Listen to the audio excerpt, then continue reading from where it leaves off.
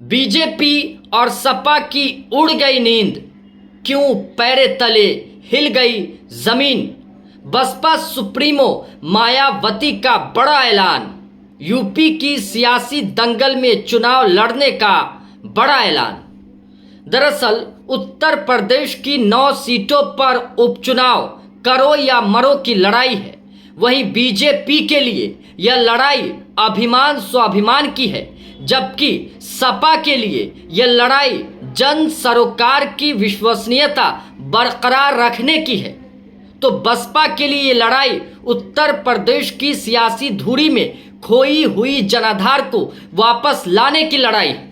और ये बड़ा सवाल भी है कि आखिर बसपा खोई हुई जनाधार को वापस कैसे ला पाएगी। इन सब के बीच मायावती ने उत्तर प्रदेश के 9 सीटों पर उपचुनाव में चुनाव लड़ने का बड़ा ऐलान कर दिया। भारतीय जनता पार्टी और सपा पर बड़ा हमला भी कर दिया।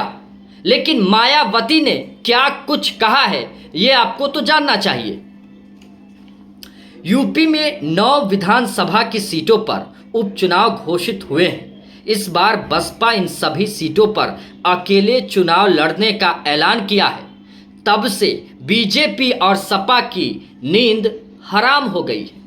किन किन सीटों पर उपचुनाव होने हैं हम आपको बताना चाहते हैं, क्योंकि 13 तारीख को उपचुनाव के नतीजे आने वाले हैं।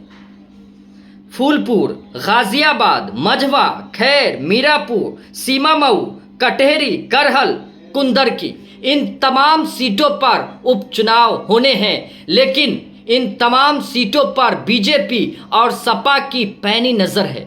बीजेपी के लिए ये लड़ाई साख की है, आन कान की है, तो सपा के लिए ये लड़ाई जन सरोकार की विश्वसनीयता बरकरार रखने की है।